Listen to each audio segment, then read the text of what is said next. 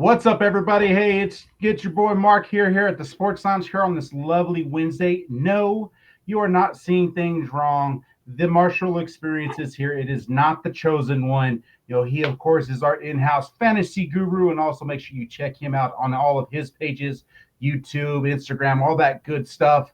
But hey, we want to welcome everyone here on this Wednesday night as our lovely co-host who's normally here, the chosen one. What is today, Sarai? Hump Day. And there it is. It's Sports Lounge Media Day. There it is. There it is. Hey, so again, we want to welcome everyone here to this Wednesday night show. And we actually have a great show coming to you. It's going to be about the NFL Hall of Fame game. And we're going to be talking about that and everything that's going on because it is exciting when it comes to us being able to watch the NFL because it is back as of tomorrow night. So first off, we're going to get right into our sponsors real quick. Of course, we've got Number One Sports Fan located here in Tulare, Visalia, Hanford, and Los Angeles, along with Cali Built Graphics here in Tulare. And also hit up Brian Martino Construction at brianmartinoconstruction.com and put in your request. And any job that's $10,000 and over, you put in the Sports Lounge Media, they will offer you $1,000 off. And of course, we are here. We are powered by the Mogul brand and the Diamond Collection. All you got to do is go to poweredbytmb.com, put in the Sports Lounge, and you get 20% off of your order for all that healthy water that you need. But that's what we got. So going into tonight's show, hey, I want to say how you guys doing. Welcome, everyone, back to this week. Yeah. Good. Thanks for having me on. Of course, man. Of course. So I mentioned a little bit when it comes to your pages. Tell us what all pages that they're looking for on all your social media platforms. So all the social media platforms for the Marshall Experience would be Facebook is growing. We have 160 plus followers right now. YouTube is the mainstream though. Mainstream is the one that's going to get us going, and it's free. It's a subscription. It's a like on the videos. Those things matter in the YouTube world. And please do us a favor at the Marshall Experience and go over there. And then, of course, outlets like TikTok, Instagram as well, all same surnames. So, but yes, please and thank you. That YouTube would mean so much. When do you have your shows and everything like that? Because obviously we know that it's going to be majority of fantasy sports, especially focusing on football. When do you normally go live? So we're going to go live Tuesdays and Thursdays at 8:00 Central.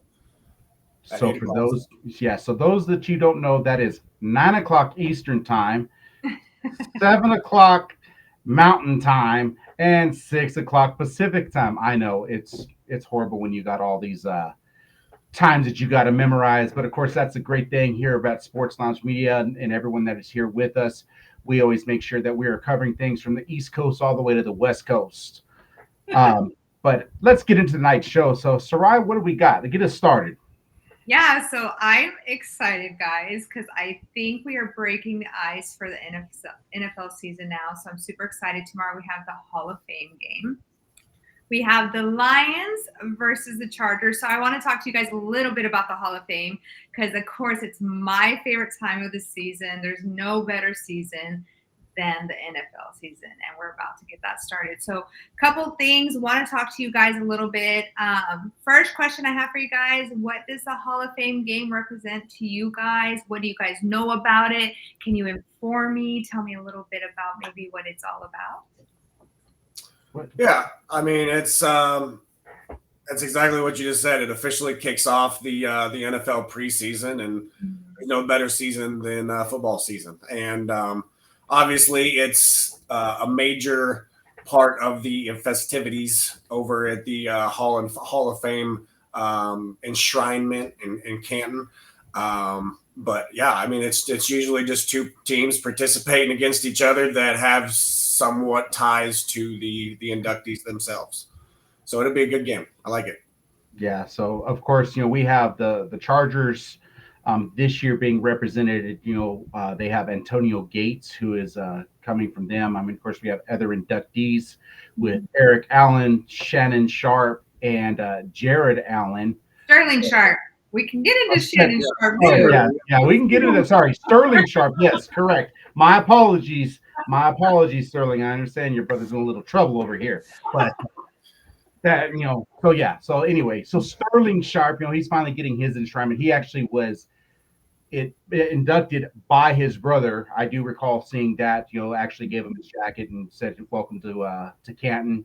I know he'd been waiting for a while, but no. So obviously we like Marshall said, we do have two teams with this year being the Chargers, and of course it's going to be against the Lions, and the Chargers are the home team.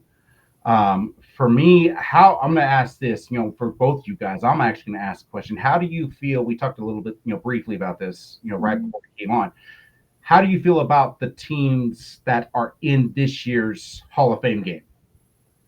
I was a little confused. I like the Chargers because, again, tied to Antonio Gates. But I would more so like to see the second team have an attachment. Either that be Eagles, Raiders, Saints for Eric Allen. Jared Allen played for Chiefs, Vikings, and the Bears, and also the Panthers. And then, obviously the Chargers for Gates, but Sharp played for the Packers. Mm-hmm. You know what I mean? So if it's not Green Bay and it's not, one of those other teams, well, if we're not going to go with that second team, probably a home game would make sense with the Browns or the Bengals, somebody in that state. So, it's a little confusing on why the Lions. I don't mind the game. I mean, it's football. I'll watch two monkeys go out there and play with a football right now. I promise you. I'm just ready for some football. Hey, I'm kind of right there in agreement with you when it comes to the Browns, because the Browns can use all the practice that they can get. So giving them an extra game, it might give them a leg up on something, because as we all know, I mean, we've seen some things going across social media, especially with the owner when they drafted Shedeur Sanders, saying that if we would have known this, we wouldn't have taken him. Right. And I'm like, so there's already controversy itself, going on in Cleveland. He's basically playing realistically probably for a third string spot. They need all the practice they can get. I think they should just run the Wildcat. Because it does not account towards their NFL official preseason record, like their games. Yeah, so them getting an extra game. I mean, they're not playing starters. You know what I mean? Whatever. They're probably going to play a lot of backups. Yeah, but I mean, what does that give them an advantage? Well, I was going to say, so I was doing a little bit of kind of research today, and it looks like neither team has played in the Hall of Fame since 1994. Okay. For the Lions, this is their fourth appearance, while the Chargers have had a third appearance here for the Hall of Fame. I think their main focus was Antonio Gates this year for the Hall of Fame. So that's what's making the meaningful fan engagement. The NFL is a big business. So they thought that it would be a lot of fan engagement and publicity because of Antonio Gates. So that's kind of why they brought in these two teams. Would I have rather watched two different teams? Absolutely, right? But that's kind of like doing through some research and things like that. That's kind of what I found. Makes a little sense. I'm right there with you when it comes to I would have obviously the Chargers being represented there. Me personally, I would have liked to see Green Bay, because of Sterling Sharp. I felt he was one of the most deserving guys. He should have been in the Hall of Fame, in my opinion, quite a while ago. I mean, that's something we're going to get into on how many people are in the Hall of Fame and why the heck did it take Sterling Sharp so long to get there. But for me, it's like either have, Marshall nailed it down on the head, have a representative, from both teams, or my other thought is have the Super Bowl champion play, against, the representative or something like that. I mean, just find a way so this way it gives, recognition, for people that are deserving. To me, I just don't think that personally the Lions should be there representing the other team. Like I said, I would have liked to see realistically the Eagles, or Green Bay. I mean, even Minnesota. I mean, Jared Allen played for Minnesota. Yeah. Right. I mean, anybody except Detroit, when it comes out of that NFC North, could have been there. But no, they chose Detroit. I'm like, I wouldn't even care if they even put Chicago in there. I mean, Yeah. something. Right. But Yeah. they're just kind of trying to. You see it across the board. They're pushing certain teams a lot when it comes to things that are being televised, and obviously, with everything that's going on with Dan Campbell and the big turnaround that they've done in Detroit, I think that's what they're trying to do. And then especially, they lost both their coordinators. Um, so it's going to give them a little chance, but to me, that's not an excuse. I think the Right. NFL does need to do a little better when it comes to scheduling out this Hall of Fame game, because it is enjoyment for you know take it to some of the original teams of the NFL. Oh wait, that's right, that would have been the Green Bay Packers, one of the first teams ever played. You know, so that's just my thought. Have them be represented all the time as one of the teams, because they were literally, like I said, the first team in the NFL. Right. So that's just my thought on that aspect. So, but I am looking forward to it. Yeah, for sure. So, yeah. And then my next question, like kind of going into it, we did talk about it, the inductees, but how do you guys feel about those that are being enshrined into Canton this year? We went over kind of the players. So the inductees this year: Antonio Gates, Chargers tight end legend; Jared Allen, DE defensive end; Eric Allen, cornerback; and then Sterling Sharp, wide receiver. How do we feel about these inductees? Anything that stands out to you guys in their play? What makes them legendary? What makes them be put into the Hall of Fame? Go ahead, Mark. For me, like I said, Sterling Sharp should have been there a long time ago. I really do consider him one of the best wide receivers that Green Bay had ever had, right there. And this is, I mean, I'm not trying to be biased. Obviously, I am a Packer fan. But for me, when it comes down to it, it was always, when you think of Green Bay Packer wide receivers, you think of three guys. Since I have been around, you've got your Jordy Nelson, you've got your Devontae Adams, and of course, you have Sterling Sharp. The one other honorable mention that for my personal thing is Randall Cobb. Mm-hmm. So when you think of Green Bay wide receivers, those are the four main guys that you think of when it comes to those. And so for them to take as long as they did to get Sterling Sharp there, I just think that is where the writers have kind of lost their lost their way when it comes to that. They it's like, I just want to think, like, how old were these people that were voting in? Did they ever actually experience the Sterling Sharps in the early '90s? Yeah. Early to mid '90s, on the Super Bowl runs with Brett Favre and things like that. Jared Allen, obviously, a lot of people don't. For me, was another guy I think that should have been there for quite a while. Right.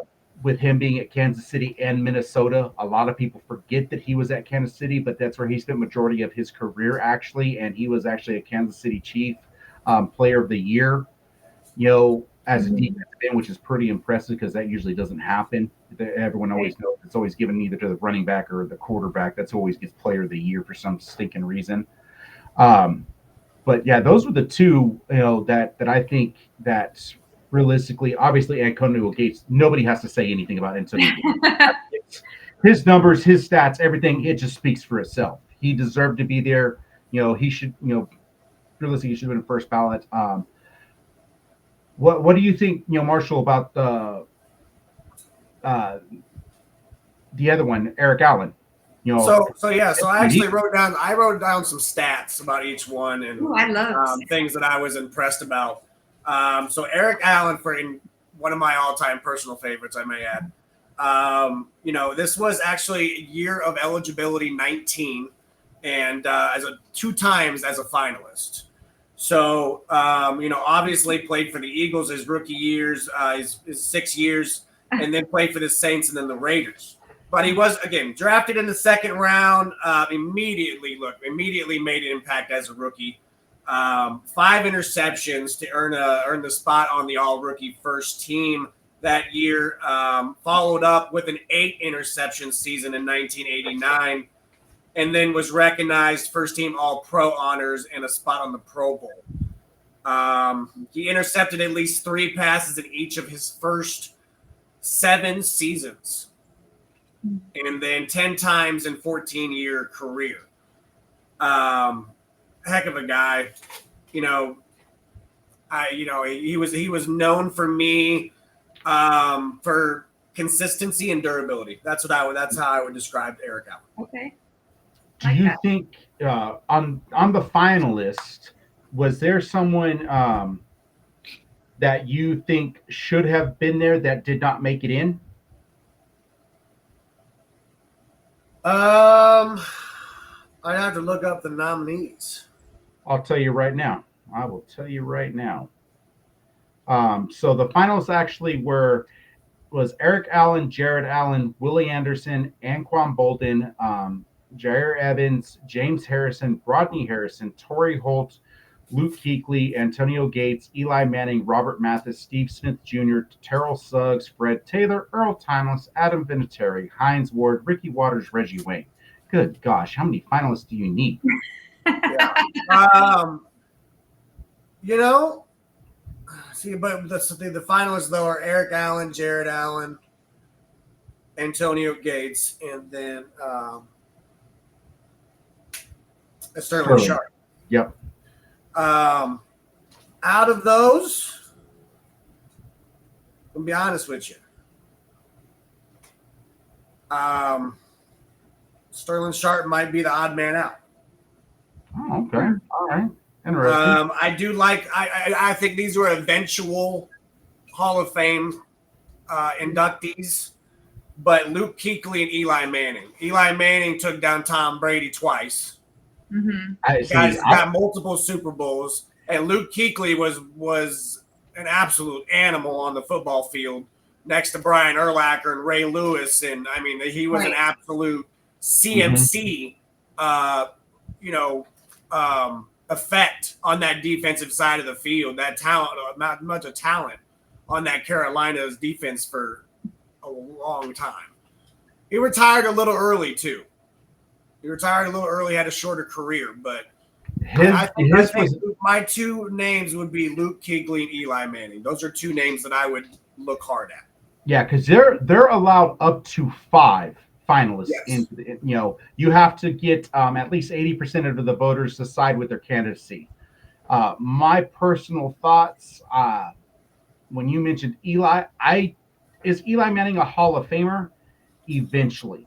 But him being a first ballot Hall of Famer, I'm sorry. See that this is his first year. See, that's where I pump the brakes. I can agree with you. Yeah, I'm just like Hall of Famer. Yes, just because you beat Tom Brady twice, that's Tom's 2 losses. In the Super Bowl, I don't care. These are eventual Hall of Famers, right? So I have to give them a second look. The potential. Yes. Yeah, he has potential.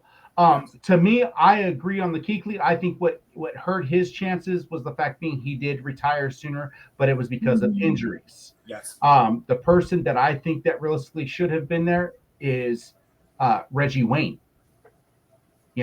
That is another person. You're talking about, he had how many? I think he had like 6 or 7 consecutive 1,000-yard receiving yards. With Peyton Manning. I mean, and then because it went from Marvin Harrison to Reggie Wayne, like it didn't skip a beat. That's what made it so amazing there with Indianapolis. They did not skip a beat. Harrison kind of started going down on the downside of his career. Reggie Wayne hopped in when he came out of Miami with Ray Lewis, Ed Reed, and all those guys. In that dominant Miami Hurricane team. I think Reggie Wayne should already be there. That's my personal opinion. I do think the one thing that did hurt Reggie Wayne's chances was when he signed with New England. To me, it's like, no, you should have stayed, just retire a Colt. Even though, they weren't willing to give you the money that you wanted. Obviously, he's like, I think I can still play. He was listed, I think he was like the 3rd or 4th string wide receiver. He wasn't even a starter when he went there. I'm like, you might as well just retire as a Colt. Yeah, I wouldn't want to be a backup when I'm trying to retire. Exactly. And so that was the one thing that I kind of thought that I'm like saying, that hurts your chances for, But to me, Reggie Wayne, I think he should have been the 5th person. I do like Terrell Suggs. I think he has been a beast himself. I mean, I think that dude can still probably play in the NFL with no problem. Same thing with James Harrison. I was just watching him because I follow him on Instagram, and with his workouts, the dude's still pushing around like 500 pounds on a sled like it's nothing. I'm just like, bro, he actually he had a 900 lifted, posted up on a sled one day, and I'm just like, bro, I mean, that's absurd. 900 plus pounds on a sled, and he's in his mid 40s. I'm like, dude, my knees are shot. This is, but that guy, yeah, that dude is a beast himself. I mean, and the intensity that he played, so there are certain guys that will go in. You got, Jari Evans, offensive guard. I mean, he'll get there eventually, but I just think, like you said, up to 5 finalists, and you got to have 80%. Baseball is actually, which we're going to get into here in a minute. Baseball is a 75% approval rating. Yeah. There's 80%. I mean, so there are guys that I think that, like, how did they not get 80%? Like, what are these writers thinking? What did they see that us as, as fans, as people that, take the, because especially I know you, Marshall, and myself, more of the analytical people and looking at numbers and what they're able to perform and like everything like that. Mm-hmm. So, I mean, even Torrey Holt was a great wide receiver, multiple Super Bowl champion with the Rams. So how did they not see the 80% with those? And so I was a little upset. It's like, man, you had a couple guys, like I said, Sterling Sharp, my opinion, he should have been there a while ago. The Eric Allen, with his career, what he's done. Jared Allen, yes, he was a great, but for me, the odd man out would have been Jared Allen, in my opinion, this year. I would have stuck, your regiment. I would even put Adam Vinatieri in over, you're talking about how many Super Bowls did he win? I think he had 5 with the Patriots, and then he ended up going to the Colts. Yeah. So like I said, I personally would have, obviously, Eric Allen, Antonio Gates was a no-brainer. Like I said, to me, Sterling Sharp was, but I personally would have been Adam Vinatieri and Reggie Wayne would have been my other 2, and I would have had Jared Allen out. Because I don't think he did enough, because there were so many defensive ends that were as dominant, if not more dominant, when he was in the game. He was a great player when he was in Kansas City. He was a great player when he was with Minnesota. But to me, I don't feel he didn't do something like, oh, this guy is a standout. Like he didn't put himself above others, in my personal thought. Okay. I'd say I disagree with that. Jared Allen was a lock for me. The only one, like I said, I think they're all solid choices. Even Sterling Sharp was. It's just I think that out of the 4, if I had to choose, it would be Sterling Sharp for me. Now, so my other question to you would be is how do you feel about kickers? Like, you know what I mean? Like we say that this is just, the NFL is just so willy-nilly with their Hall of Fame, but are we allowing kickers? It's kind of like, to me, it would kind of be like the MLB allowing in relief pitchers, not closers, but just mid relievers. Well, see, you're not gonna. Well, see that. Okay, so that we're not going to see mid relievers going into the Hall of Fame. I do not know of a mid reliever in Major League Baseball. You know what I mean? Like I know there is kickers, but it's just like that's how it is to me. But see, that's where, to me, your Harrison Butker, until his whole debacle with the massage thing, to me, he was, a lock to be a Hall of Famer. Hey, say it what it is. I mean, it's the truth. But Adam Vinatieri, Janikowski, you've got certain people that's like, no, they stood out above any other kicker. You can't hold it accountable. I mean, how many times has also Steven Gostkowski, how many game winners did he hit for New England? Same thing with Vinatieri, in the Super Bowls, plus also with what he did with the Colts. I mean, so kickers, yes. Can't forget the best lefty in the history of the game. Who's that? Your boy David Akers. Yeah, that's up for debate. So we have a couple of people that are agreeing with you all in the comments regarding Eli Manning and Jared Allen. So you want to bring those up, Mark? I think it's usually looking for a job in the NFL this year. I'm talking about an extra game. That when it comes to obviously our first question that we had when it comes to the Hall of Fame game. And, I agree. It does help because you have those guys that are trying to make the squad. It gives them that one extra game, because they might be sitting at player number 55 or 56, trying to squeeze in there and improve himself because we know that the starters aren't playing. So no, I do agree with you down south. Of course, we got the mogul telling us we never start on time. At least we're 5 minutes late. Apologies about that. We started a lot earlier. I'm like, at least it's not 15 minutes. Yeah, we usually do. Of course, and we also got down south sitting there saying, NFL football, is that you? It is exciting. I know myself. It is going to be fun to start watching. I will not watch as much of preseason, obviously, as you guys, because to me, it's still baseball season. And even once August 28th hits in game 1, I'm just waiting, which is the Thursday night game. I'm like, okay, yeah, I'll watch the Thursday night game. But August 30th is what I'm waiting for, because right there behind me, I got Tennessee football, showing up. So that's what I'm ready for. Give me some college football.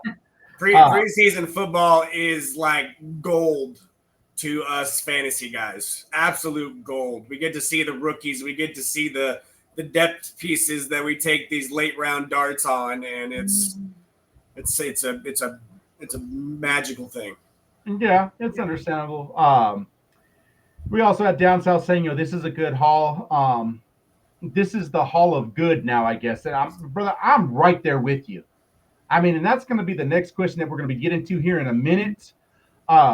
Because it's just like, I feel like, Oprah was up there saying, you get a car. I think, Oprah started saying, you get a jacket. It's like everyone gets a jacket. It's like, what the heck is going on when it comes to that? Down south also said he is not a Hall of Famer, but he will be. Obviously Marshall and I know we're in agreement. I've talked to quite a few people about this, and yes, he did beat Tom those 2 times, but I'm still not. He was an above average. Realistically, I would say he was a C+, B- quarterback with the Giants. If it wasn't for he just got the rings and the accolade of beating the GOAT. to me, that's I feel like this is a Jalen Hurts conversation. I'm just saying. No. First of all, Jalen Hurts keeps his trend. He's going to be a Hall of Fame in 2 years. That's it. It's what it is. Yeah, for me, like I said, with Eli, he's a C+, B- quarterback. Realistically, yes, he has 2 rings, but if it wasn't for the Plaxico Burress catch and David Tyree, David Tyree, he doesn't win it. They get blown out. It was the defense that rode him to the championship. Peyton, obviously, he won with the Colts when they beat the Bears. And then Peyton also won when he was with Denver. But for me, I still will say, Peyton is obviously the better quarterback out of all of them. Peyton was Josh Allen to Tom Brady's Patrick Mahomes. Exactly. The Peyton just couldn't beat him when it mattered most. And no, he did struggle. but you had, you got to remember the Colts were an offensive team, and we used to always say this. I know Chosen and myself, we would talk about it, years ago. You got to have 2 things. You got to have a defense and you got to have a run. Well, that's the one thing that, for the longest time, the Colts, when he got stuck playing against Tom, they didn't have. They had a workhorse when they, because Marshall Faulk went away, because they had Harrison, Marshall Faulk, and Peyton, but they didn't really have the defense. When they won that Super Bowl, that was where you saw the Bob Sanders, the Dwight Freeney's, the Robert Mathises. The defense was a different breed. Plus, you had, obviously, Marvin Harrison along with Reggie Wayne, and they also had Edgerrin James in the backfield. So, and they were also running Dallas Clark at tight end. So they had the run. They were able to spread the ball out. but you're not going to see teams winning the Super Bowl if you do not have what is needed. And to me, like I said, Eli, if you took away, those 2 catches, Tom has Yeah, I see your point, but again, hey, we can't, we can't fault Jalen Hurts for what talent is surrounding him, so we can't do it for Eli Manning either. Exactly. I mean, to me, Jalen Hurts is a really good quarterback. He is. Better clip that, DP. Is he a Hall of Famer right now? No, not right now. Like I said, if he keeps the trend, trend that keeps winning Super Bowls. No, I know. Like I said, that we're gonna go back to post that comment where Down South says, this is the Hall of Good now. I guess. I mean, no, I'm gonna stick to that one. DP Down South also says, Jared Allen had a hell of a motor. He did. I mean, he was, he was always in there. He was that style of guy, but to me, he did not stand out.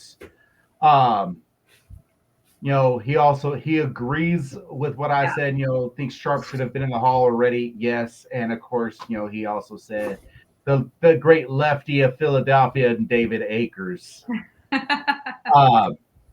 But no, so with that being said, let's get on to the next question. What's the next one we got?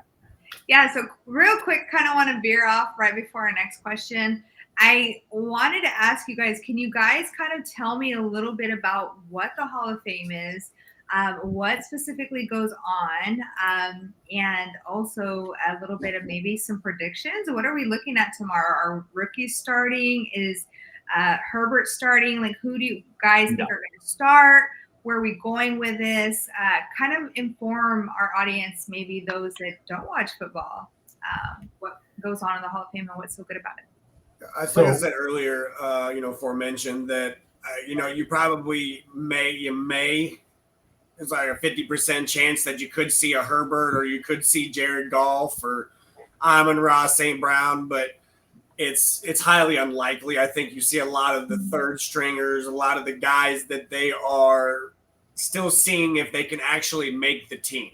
Okay. I mean, this is a training camp game. This is the start of the preseason. These are guys that are fighting for a spot or having a positional battle. Something is just extra game tape. And that's why I asked Mark earlier, do you think this is an advantage? Just because this is extra game tape for these 2 teams to basically figure out their roster. Okay. And it doesn't account towards their actual preseason. They still get the 3 games. Right. Bye week. For me, will you see, the St. Browns, the Goffs? Speaking of Goff, we had Down South also say, I'm looking forward to Goff throwing 3 picks in his shorts tomorrow. Now you won't see, that's the extent. You'll see Jared Goff in his shorts. Same thing with Herbert. I mean, you will not see those guys suit up whatsoever. I mean, you're going to, obviously with only 3 preseason games, so that's why they're not going to play. And realistically, game 1, you're going to see, that's where starters play a series, maybe 2, at tops. Then by second game, they're, at a quarter, possibly up to maybe a series into the second quarter, and then realistically by week 3, you might see them playing for sure a half, and maybe a little coming into the second half. That's pretty much how a lot of times go when it comes to preseason games in the NFL. So seeing your starters, unless if they're coming off of an injury season where they're trying to get their legs back under them, stuff like that, you will not see an everyday starter playing tomorrow, which is unfortunate. Because obviously, a lot of people want to see those type of things. It's like, hey, I'm going to the Hall of Fame game.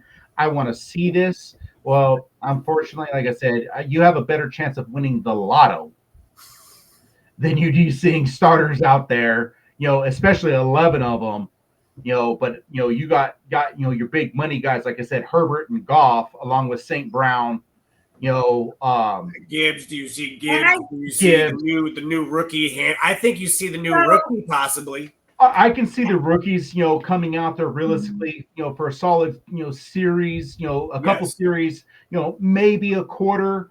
Um, but Third yeah, and fourth stringers. That's what you Yeah. get. I exactly. think today in press conference they had mentioned that, of course, Justin Herbert is going to sit out this game, so you're not going to see him.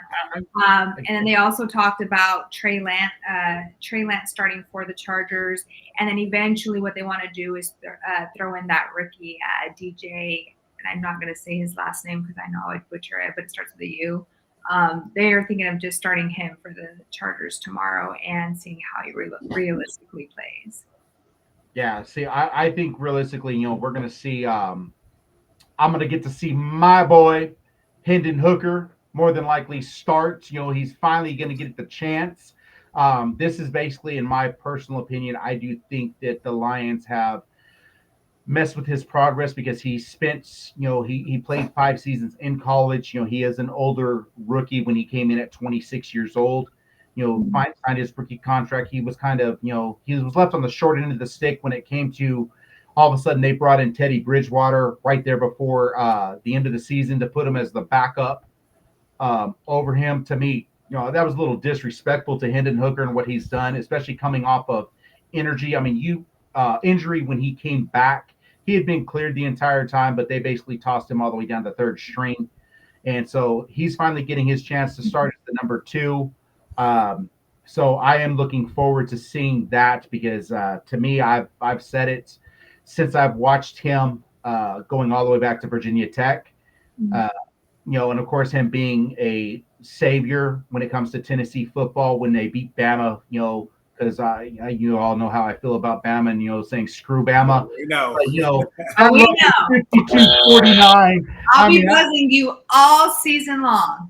that lovely 52-49, that game-winning field goal, but it was, because of Hooker taking him down the field. So it's nice to actually see him get a chance. They got robbed out of the college football playoffs when he went down because he lost to down South Carolina Gamecocks. But that was because the injury of tearing his ACL, missed the next season, still got taken in the third round, but not being given the chance. To me, I think Detroit has kind of done him wrong, and I think they've wasted talent. And I said the same thing, obviously with Joe Milton, because it was a battle in Tennessee with Joe Milton and Hendon Hooker. Milton went down with an injury. Hooker took over and never gave up the spot, and then Milton got it back because of the injury. But him getting drafted, we've talked about this with Ken Pat Talks, of course. Who was a better quarterback between Drake May and Joe Milton when they took them both in the same draft. Of course, I'm always going to say Joe Milton just because it's a Tennessee guy. But no, I had no problem in acknowledging, Drake May is the better quarterback when it comes to what New England did. They made the right choice.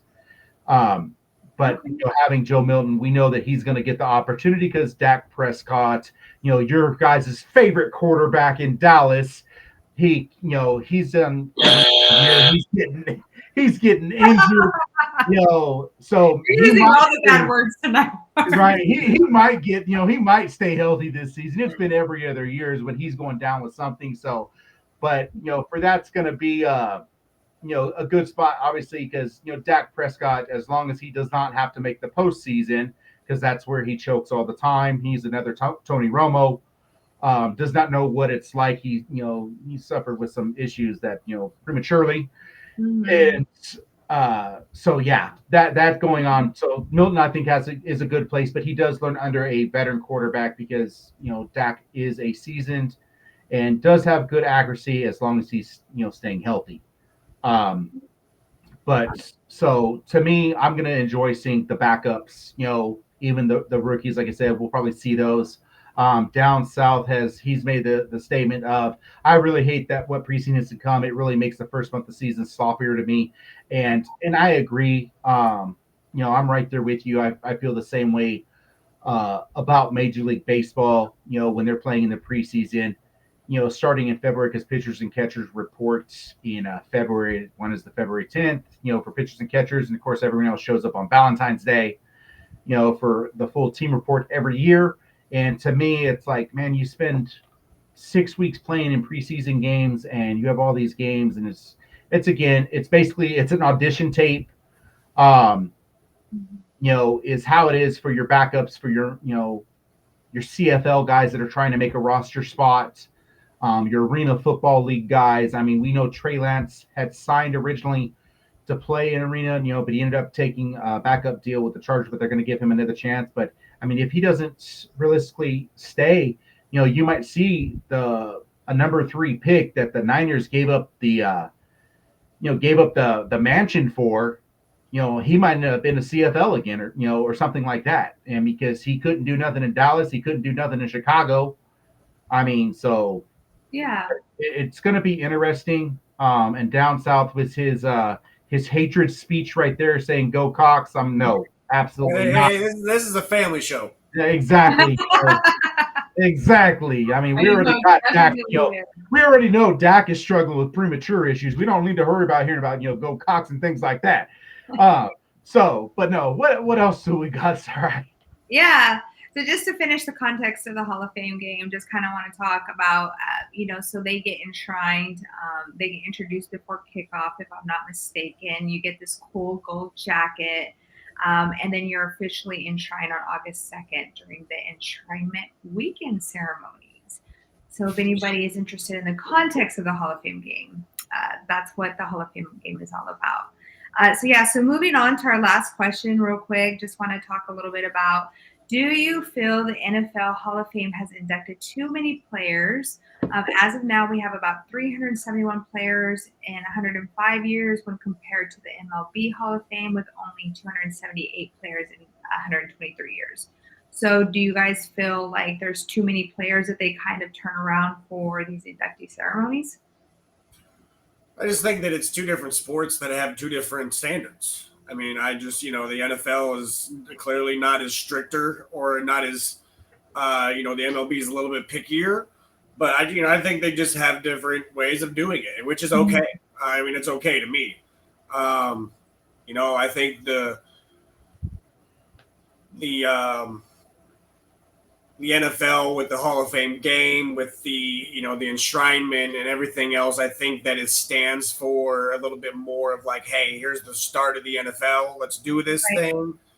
Than it does with the MLB. But again, I cannot lie that the MLB clearly values their Hall of Fame inductees.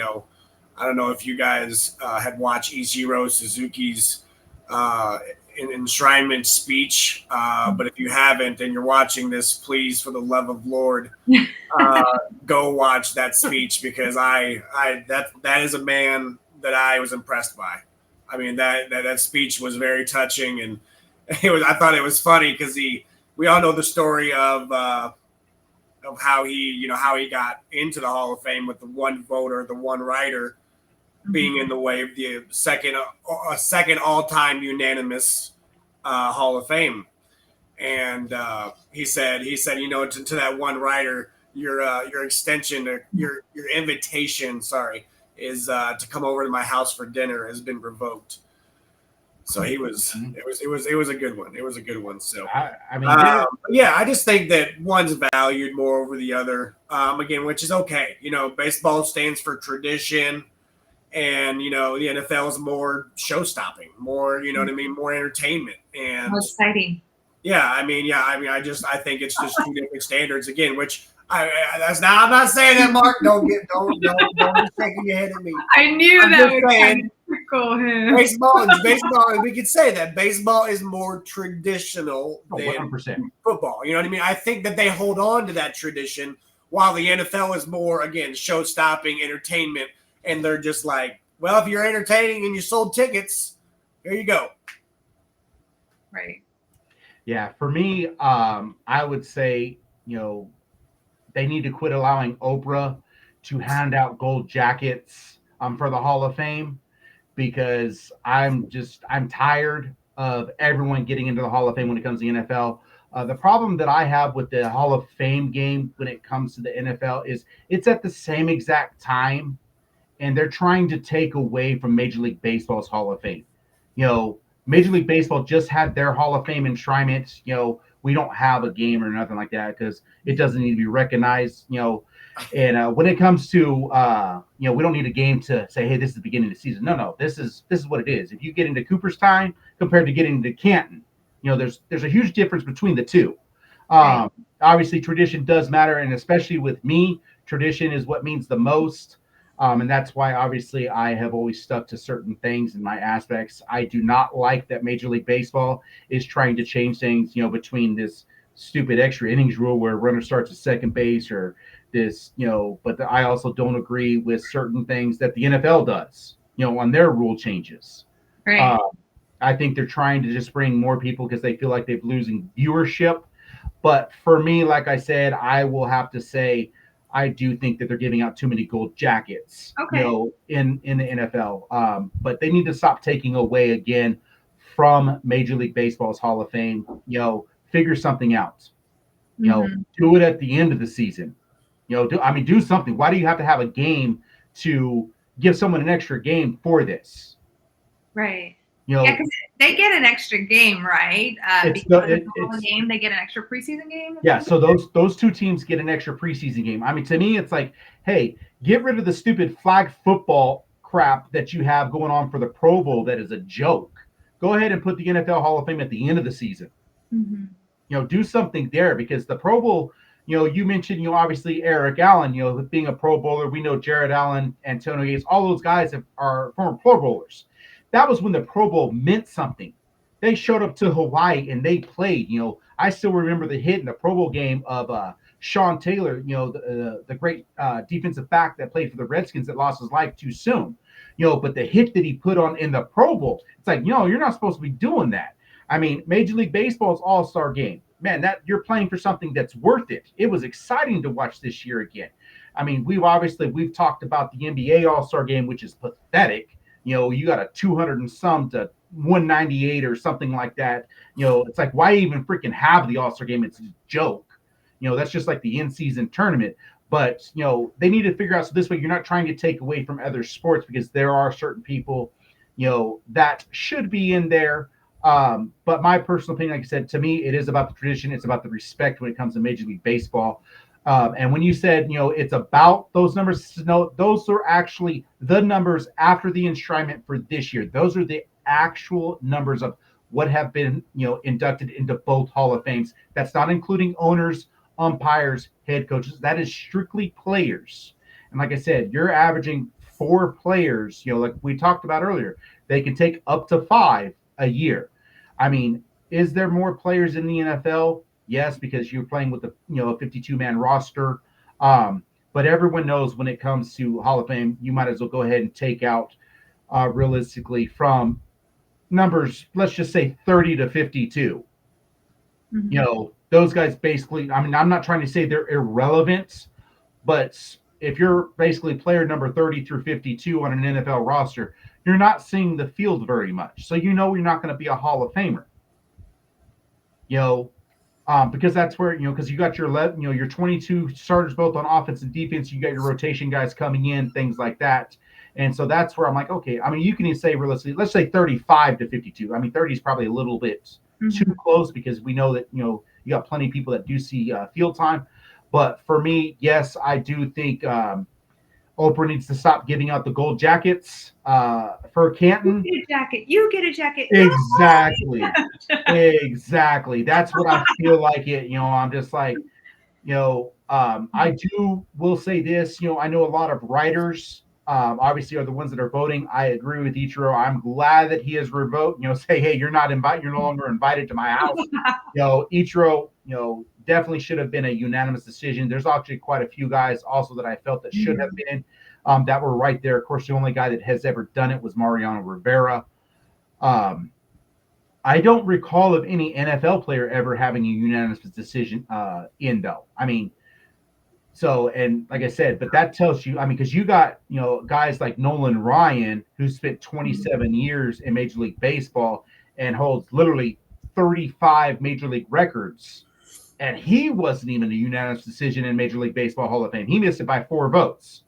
So to me, it's like, and these guys that are voting for the Hall of Fame, they are the ones that are, they're writers. How many of them have ever seen the field? Now, that's a great question. I'm going to ask this to both you guys. Do you think that the peers should be able to vote also, like, or do you think it should stay as the writers that are following, like you and I do, doing analytics, like injuries, taking all that into consideration? Do you think like owners and head coaches should have a say in who goes in, who should be voted in? I think real quick, Mark, I think we're having technical difficulties. Are we still live? Yeah, it's showing that we're live. Yeah, we're still live. Yeah. Okay. So did you say that you don't remember unanimous in the MLB? Unanimous. So the only person was Mariano Rivera. Right. Yeah. No, that's what I'm saying. Yeah, Ichiro was one rider. Almost. Yeah. Yeah. No, Mariano Rivera. I just didn't hear you correctly. I just was like, whoa. Yeah, no. But I don't think anybody in the NFL has ever had a unanimous decision. No, I don't know. I can look that up. I'm not sure. Yeah, I think they should have that participation. No, there is not. There is not. No. I mean, these are examples of players commonly believed to be unanimous selections: Jerry Rice, Joe Montana, Emmitt Smith, and Tom Brady. Okay, well, I mean, those are big names. I don't know if that's true or not. It says considered. Okay. I don't know. That might be a little different. Yeah. I mean, I don't. That's again. I mean, that's four great options. I'm not going to knock the options. I was about to say, those are pretty big names. Yeah, I mean that's again. Hall of Good. That's where I'm just like, no. But no, for me, like I said, I do think they need to cut it back a little bit, because having that many Hall of Fame members, don't get me wrong, like I said, you have a lot more players playing compared to Major League Baseball. We talked to, Marshall had mentioned earlier, you're not going to see a middle reliever. No, I mean, middle relievers didn't come into effect realistically until the mid-90s. Mm-hmm. Before that, you watch guys again, the great Nolan Ryan, he pitched a game. He had 230 pitches in one game in 11 innings, and then came back 3 days later to pitch another 155. I mean, these guys are crying, be like, oh, I pitched 85 innings or 85 pitches. I got to come out. Like, no. Everyone keeps saying that, hey, this is the problem that we're having. Why are we having these arm injuries? Well, because you guys are throwing too much junk. I mean, but the same thing, with NFL. What's our problem with injuries? Well, guess what? Our problem with injuries because they're all playing on AstroTurf. I mean, don't change. If it's not broke, don't fix it. So, but yeah, so it says we're having technical difficulties here, but I mean, we're still showing. Yeah, I think there might be a few technical difficulties, but I think there's still. That shows live on mine. Yeah. I've got it. I've got everything here. I'm still live. Yeah, everything's still. It shows that we're streaming on all of our normal platforms. Yeah, so that's really great. That's actually a really good comparison when it comes to like Hall of Fame, the different sports, because Sports Lounge Media definitely covers all aspects of sports. So I really do like that question that was kind of coming on to that. But yeah. So it looks like we might be only live on Marshall's channel. Well, you're only on mine. Because it does say coming for. It's showing that we're live. I don't know. We ain't gonna worry about that. We're just gonna continue on with the show, because we'll just take it. We'll repost it on YouTube. So don't worry, y'all. If you're missing it or if you got cut off, we will make sure the full video is posted on all of our YouTube channels, our Twitch, obviously Facebook, everything. We're gonna get you go posted up on every single one of them. So we do apologize if there has been any technical difficulties, but I mean, and that's the great thing about technology. There's always something that can ruin it. Yeah. So that kind of covers the Hall of Fame. Excited for the new season to start. I did kind of want to go through something that has happened this week. I mean, there was breaking news. There was some tragedy around in Manhattan. I kind of want to go through and read the little release that the NFL had put out there regarding the tragedy that happened. So the NFL said the NFL is deeply grateful for the global outpouring of support following the tragic act of violence at the New York City building that houses our league office, among other organizations. We honor the 4 innocent lives lost, including the NYPD officer Daryl Islam. Sorry for that name butchering. Whose heroism will never be forgotten. Our thoughts are with the survivors as they begin in the difficult journey of physical and emotional recovery. The NFL family is resilient and united, and together we will find strength in one another as we heal. So, yeah, from our hearts to your hearts, Sports Lounge Media also outpours everything that happened this week at that building. Yeah, so that's what we have for tonight's show. But before we end, of course, we want to thank our sponsors. But of course, we have the great Sarai with her, her nonprofit that she has. So obviously, yes, I know we're covering your face. I cannot get it to show it. There we go. My apologies. There we go. Again, I'm not a technology person. Dang technology, it's killing me, man. It's killing me. But anyway, so tell us about with your Hearts and Howls, and let everyone also know about Hearts and Meows, and let them know when you're going to have Hearts and Hooves, and everything else. So everything else. Yeah, so Hearts and Howls, nonprofit organization. It was founded out here in the DFW, Dallas-Fort Worth area. Like I mentioned, we are a rescue group. What we do is basically help those abandoned pets that are within our community, or those pets that are just needing a loving home. We do adoptions. You can click on the QR code, take a picture of it. It takes you straight to our website, allows you to see all the adoptable pets. We will also you'll be able to see our pet of the week, which is Pinball. We weren't able to put Pinball's picture up, but I will definitely get that posted on all our media platforms so that you can take a look at Pinball. I want to feature him this week. He is going through training. He's a pit bull mix. So yeah, definitely. We also have kitties. So if you're interested in a cat, here we have a Marshall's cat.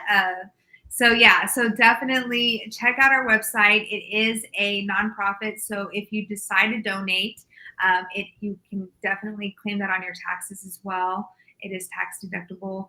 And we also have an Amazon list that allows you to kind of purchase things for all our pets that are in fosters. Give out a helping hand. And if you have any questions, you can always message me on my social media platforms. Yeah. Well, okay, real quick, we see Marshall hold up his lovely cat that he has. I'm just sitting there, I'm just picturing him, on live, and I'm thinking of like that villain from the Inspector Gadget that's always holding the cat. Yeah, that's what I'm sitting there thinking. I'm just exactly, he's sitting there, it's like going live, and just sitting there petting his cat. It's like, what are you doing? Like, no. That's just seriously, that's what I just pictured right now. Sorry, guys. Sorry. We definitely have cats. We love kitties. Are we going to get to see Hearts and Hooves? I mean, I'm glad I made up that name. Of course, I actually proposed it. I mean, we are in the country area, so we do have a bunch of cattle and a bunch of horses and goats and things. So maybe we might add some type of country to our Hearts and Howls. We have Hearts and Meows, so definitely. That's all I can add. Show some respect for the horses and cows. That's all I can ask for. And of course, when we get our first cow or our first horse that needs a foster, I'm going to reach out to you, Mark, and I hope you have a place. I guarantee it. I'll tell you right now, if I am not in the city, if I wasn't here in, as you mentioned, Talar, here in Tulare, I got no problem acknowledging.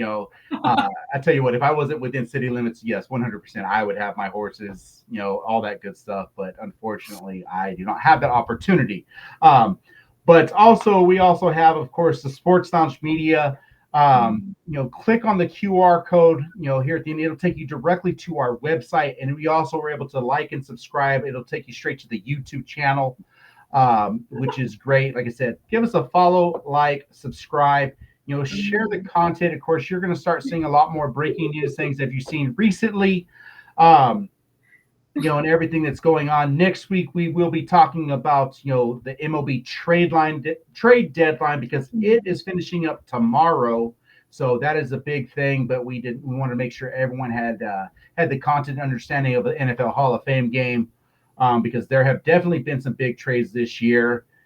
And so with that being said, we want to thank everyone that hopped on here. We appreciate you all. Don't forget Hearts and House. Follow, like, and subscribe to Sports Lounge Media, The Marshall Experience, and also check out our other shows that we have with Sports with Sunshine, Ken Pat Talks, Down South Philly.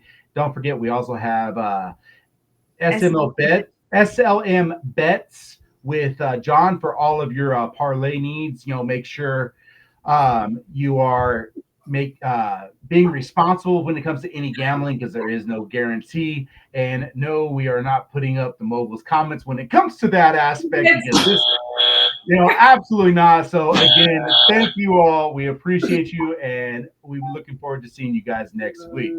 So with that being said, peace. Bye.